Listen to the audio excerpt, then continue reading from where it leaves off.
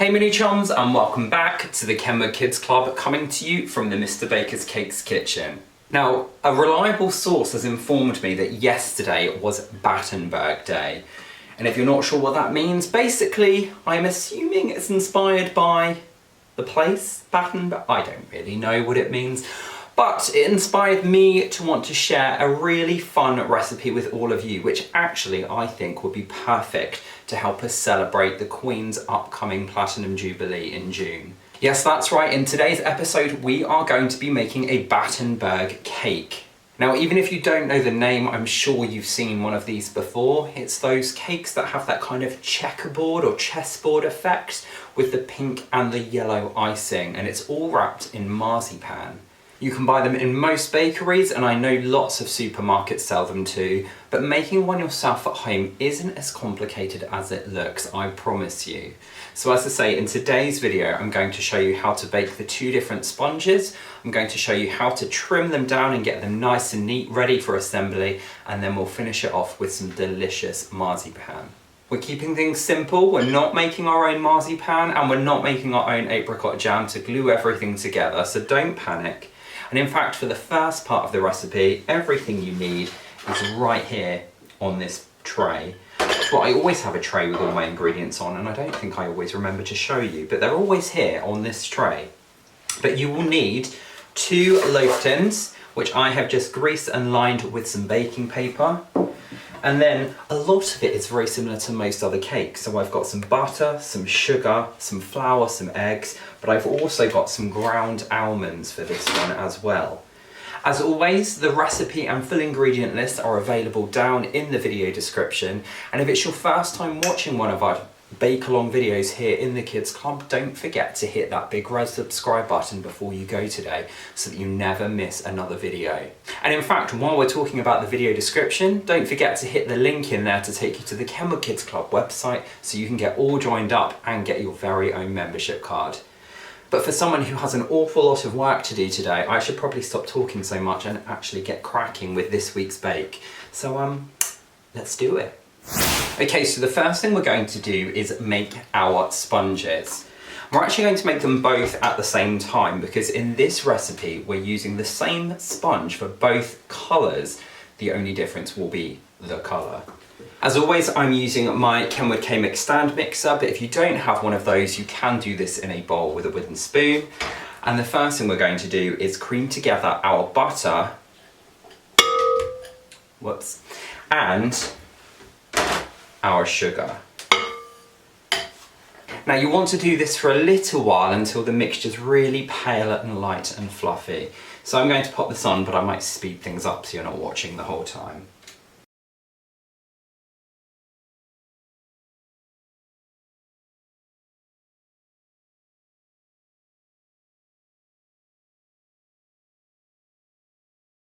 Once you've done that, your mixture should look something like this. Can you see how pale that's gone?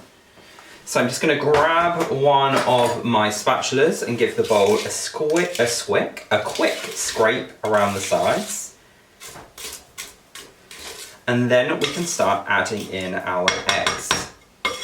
Now, as I've said before, when I'm making a mixture like this, so quite a lot of it, I tend not to crack my egg straight into the bowl like we did last week because I don't want to run the risk of dropping some shell in there.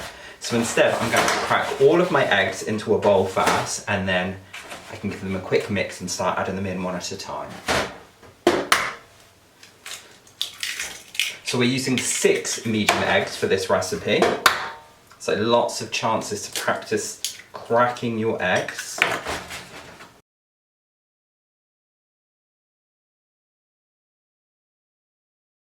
And I didn't want to say anything until the end in case I jinxed it, but no shell.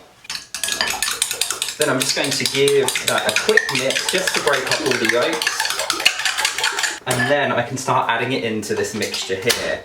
To do that, I'm going to turn it on a really low speed, and then I'm just going to add a little bit of this egg mixture.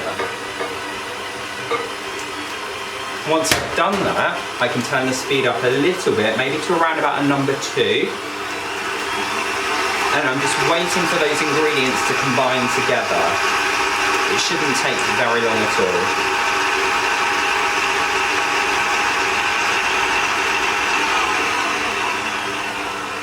And then turn it back down again and add in a little bit more of that egg mixture.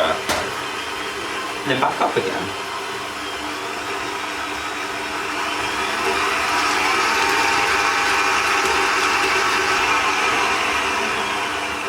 Turn it down, a little bit more egg, you get the idea.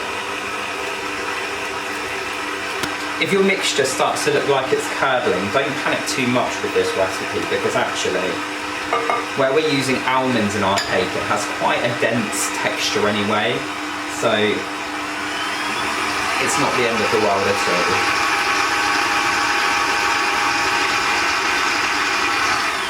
And then once all your eggs are in, we're going to go in with our flour, and we're using self-raising flour, which is the one that has a raising agent in, not the plain flour that we were using last week.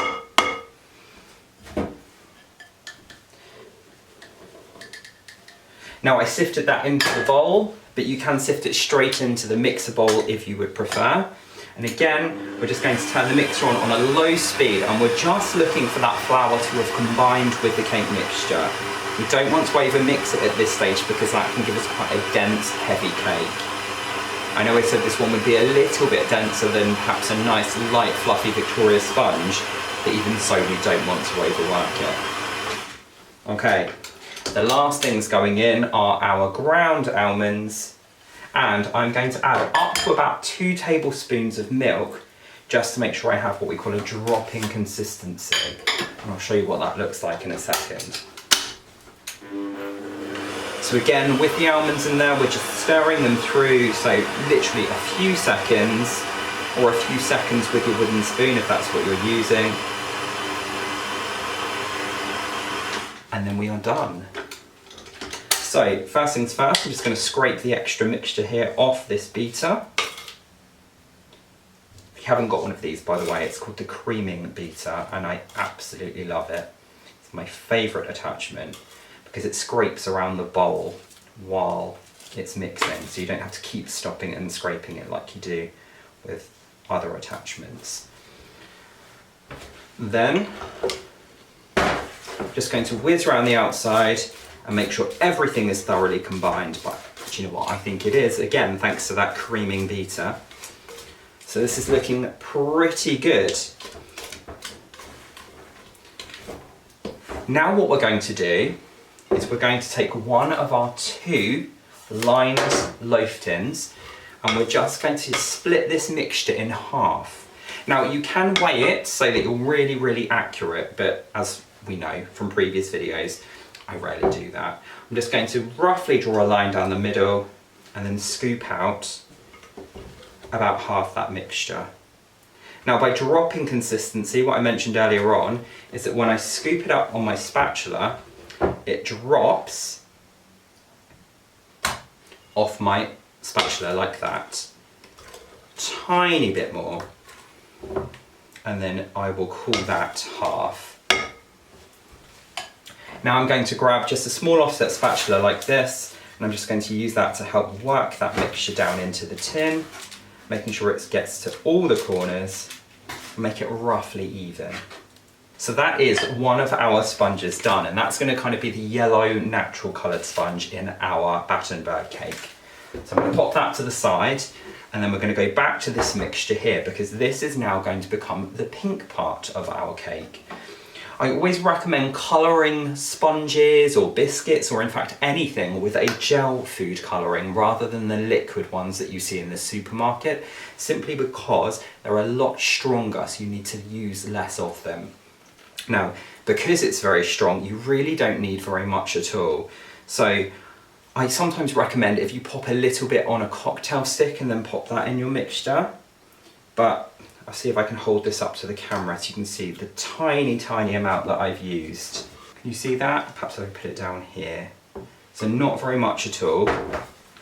And then this goes back on the mixer. And again, we don't want to over mix this mix because it's already got the flour in. So I'm going to start it off with the beater, but then when that colour started to mix through, I'll finish it off quickly by hand.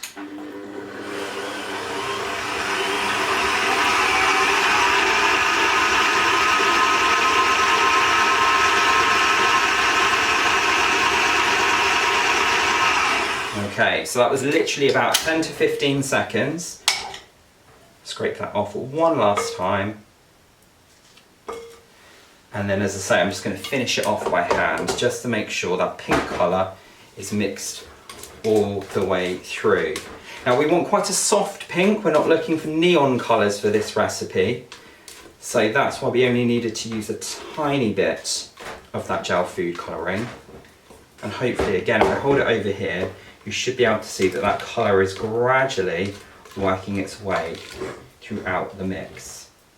And then when you're happy with it, just like before, grab your other loaf tin and spoon that mixture into the tin. Now you'll notice that my recipe doesn't include any extra almond flavouring, so you can do just a normal sponge cake with a bit of almond extract in it if you fancy, but I do prefer to use those real ground almonds for my almond flavouring. So it makes the flavour a little bit more subtle, but I prefer it that way. If you would like to add some almond extract to this recipe, then you're more than welcome. I recommend just using around about 1 teaspoon across the whole batch, so across both mixes. Because again, you already have some of that almond flavour coming through from the almonds themselves. So you don't need a ton extra. Okay, just like before, I'm using that offset spatula to spread everything out. And then there are my 2 layers of cake. These need to go into a preheated oven at 180 degrees C, which is 160 degrees fan, or gas mark 4, for between 45 and 50 minutes. What I'm going to do, once mine are baked, I'll bring them back out and show you what they look like and tell you what to do next. So I'm going to go pop these in the oven and then we'll jump ahead to when they're baked. And as always, through the wonder of editing, I'm able to show you what my cakes now look like now they are fully baked. So you can see we've got this lovely kind of doming and this cracking that's happened on the top, which is always a good sign with a loaf cake.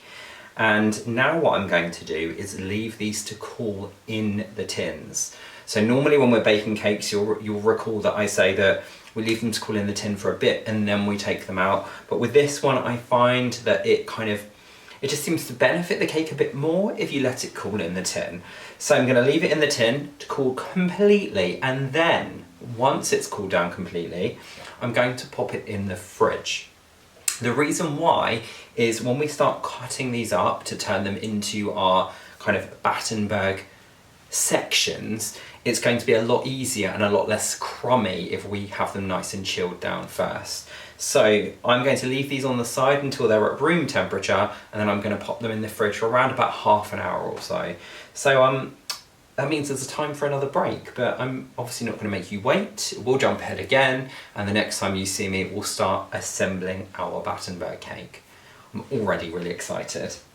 While your cakes are cooling, we're going to press on with the next step of the recipe, although I don't know if you can call this bit recipe, because all you need to do is take about half a jar of regular apricot jam, and we use apricot jam because it's quite neutral flavoured, so it's not going to overpower the cake or the marzipan. But apricot jam usually has chunks of apricots in it, and we don't want big chunky bits of fruit in between our layers of cake or between the cake and the marzipan. So by heating it up, what it's going to do is thin that jam right down, and then we can sift out any of those pieces of fruit, giving us a nice, smooth, sticky mixture that we can then use to kind of bond everything together in our cake. It won't take very long. You're essentially looking for the kind of the jelly part of the jam to turn back into a liquid. And as soon as you've done that, we can carry on. Okay, if I hold this up now on the spoon, hopefully you'll see that jelly part of the jam is now quite runny, and that's all we need. So I'm going to turn this off, and then I'm going to pour the jam into a metal sieve or a mesh sieve over a heat-proof bowl. Now your jam shouldn't be too hot, so actually the bowl should be fine regardless, but just in case you take it a bit too far, metal and glass are probably safer than plastic. And then using a metal spoon, I'm going to push that jam through the sieve, just using backwards and forwards motions. If I move this out the way and do this here, you should actually be able to see what I'm doing. So I'm just running that spoon backwards and forwards, and it's pushing the liquidy part of the jam through the sieve, but catching all of this fruit. The last thing I like to do is just run my spoon underneath, because lots of that liquidy part will be trapped against the sieve. So just by running your spoon across, you get any that you might have missed.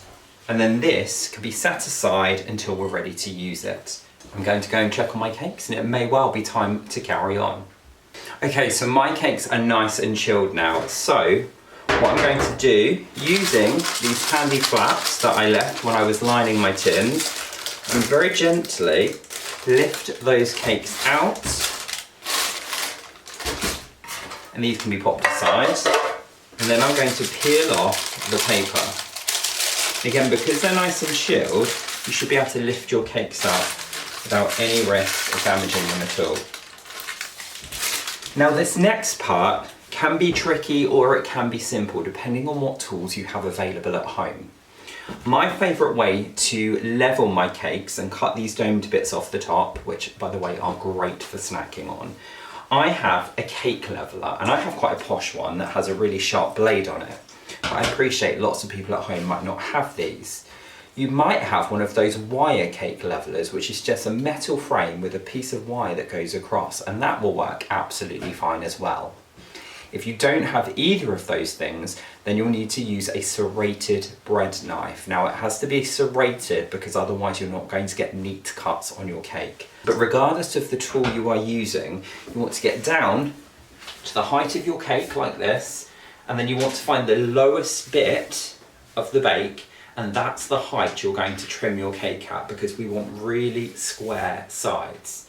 So I'm going to go for this one here, and looking at my cake leveler, I can see that that is 1.5 inches tall. Now, if you're using a bread knife, I would suggest getting an adult to do this bit for you, because you want to keep your hand as level and as straight as possible. But once you've chosen the height you're going to cut your cake at, you can then start on the tallest side, and you're going to just slice that top off that cake. And it should lift right off because again, it's freshly chilled. But don't worry, as it comes back to room temperature, it will soften up again and be really soft and delicious. As I say, don't waste these bits. They're absolutely great for, you can crumble them up and turn them into cake pops by mixing them with some buttercream, or I just quite like to nibble on these as they are. So there's one, and then I'm going to do the same thing again with my other cake as well.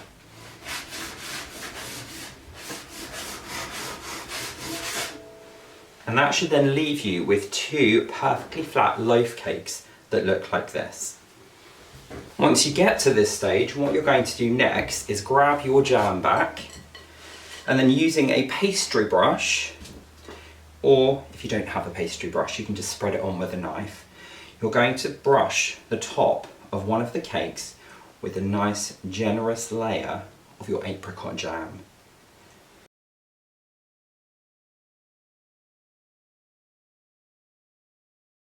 Now the jam is the thing that's going to stick our cakes together, so what you should be able to do now is take one half of your cake and pop it on the other, like this. And you're probably thinking right now, well that doesn't work because now I have a pink layer and a yellow layer, but we're not finished. Because now we get to this stage, we're then going to grab our sharp serrated knife and we're going to cut right down the middle of both cakes, trying to be as accurate as we can.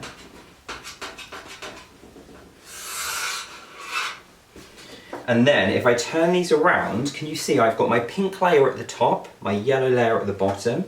But if I flip this one over, I now have my yellow layer at the top, my pink one at the bottom. So now what I'm going to do on one half is again brush it with some of that jam. You want to be quite generous, because it's going to be the thing that holds everything together. And then if I flip this back over, remember, pink at the bottom, yellow at the top, yellow at the bottom, pink at the top, I can then push them together. And that will give me my checkerboard effect cake. When you get to this stage, what you can do if you'd like, and you don't have to, it depends on how neat you want things to be, you can then grab your knife and give it an extra trim down the sides if you want, just to make sure that your edges are really square. Can you see mine are a little bit rectangle? So I'm going to do that, but you don't have to do it if you don't want to.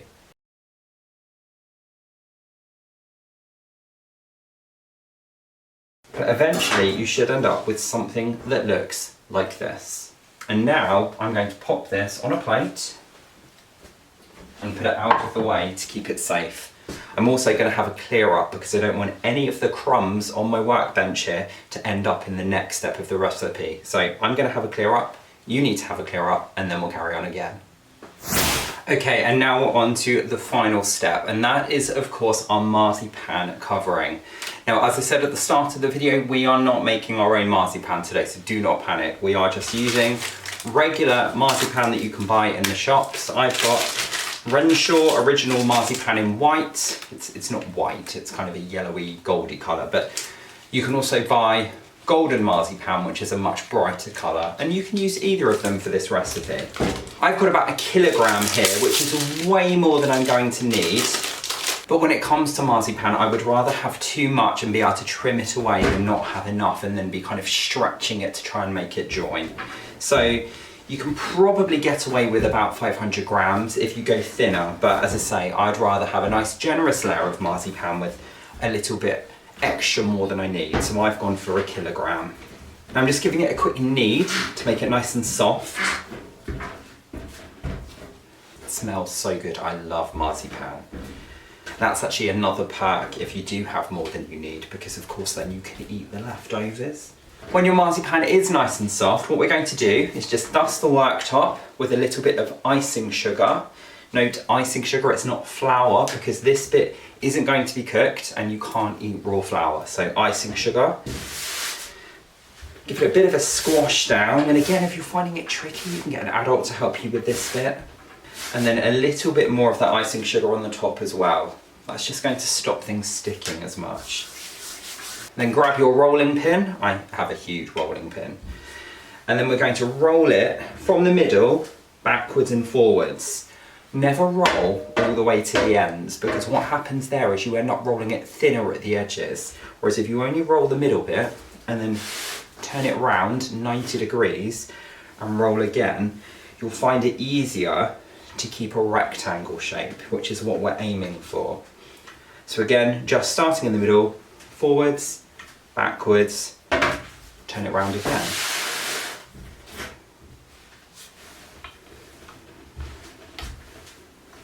You're looking for your marzipan to be between 3 and 5 millimeters thick. So take your time, try and keep it even, and try and keep it in that rectangle shape as much as you can. Incidentally, if you're trying to roll out something round, my tip there is to roll it still from the middle up and down, but then turn it 45 degrees at a time, and that way you'll end up with more of a perfect circle.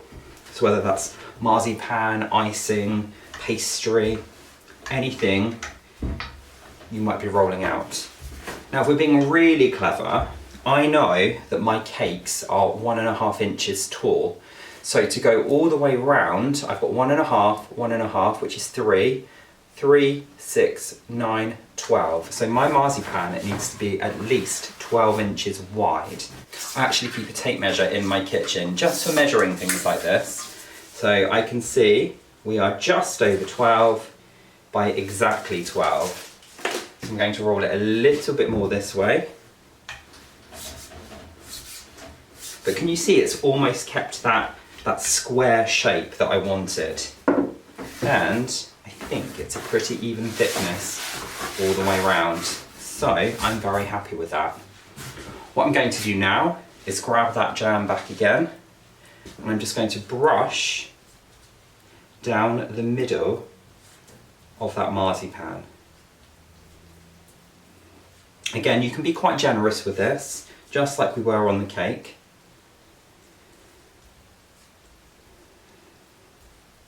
And you want to have created an area that's just slightly wider than your cake is. Grab your cake back and then lift it and place it onto the marzipan, like that.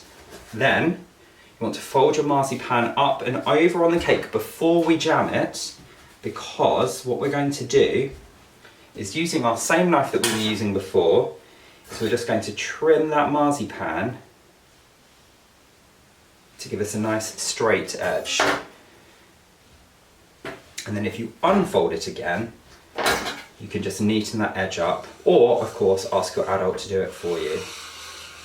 Then do exactly the same thing on the other side.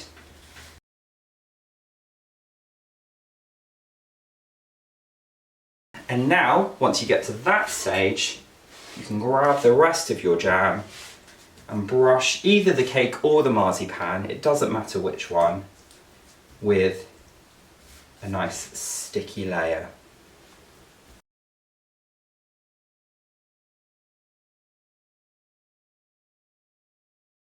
Where they meet on the top, you just want to push that marzipan together nice and firmly.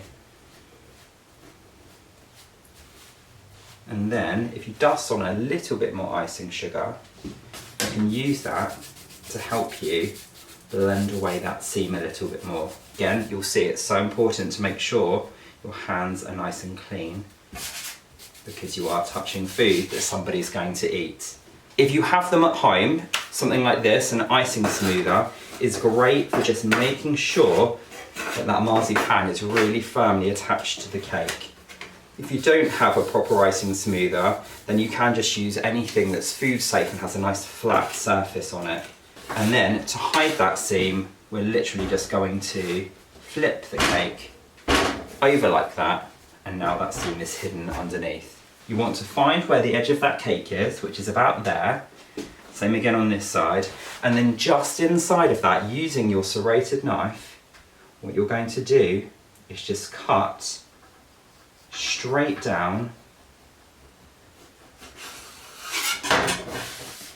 and that will give you your signature Battenberg finish.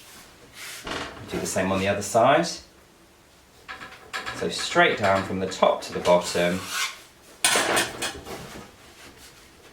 and there is essentially my finished Battenberg cake.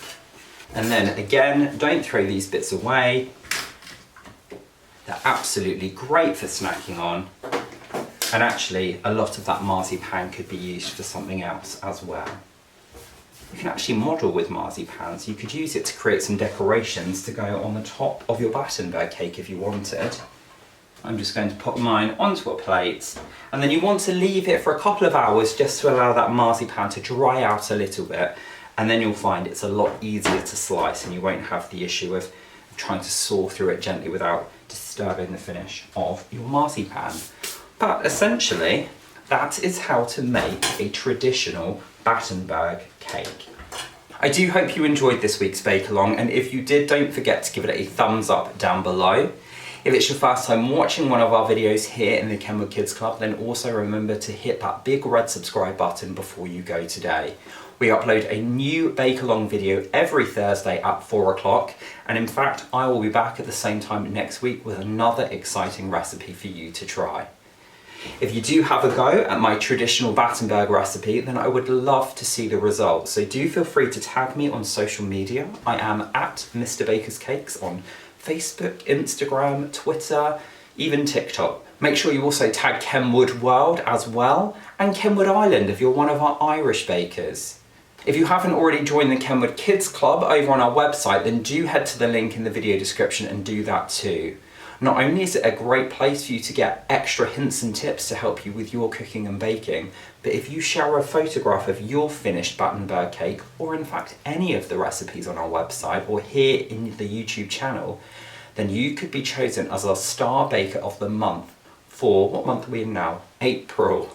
We are coming to the end of the month, which means it's almost time to choose April's Star Baker, and that lucky person will get sent their very own Kenwood Kids Club goodie bag, which includes all sorts of fun bits and pieces, like your very own spatula, an apron, a recipe pad, a pen, and on top of all of that, you'll also get sent your very own Kenwood mixer as well. So I don't know about you, but I think that sounds like an amazing prize bundle and the perfect excuse to have a go at my Battenberg cake, or again, another one of the recipes, and send the results over to us on the Kenwood Kids Club website.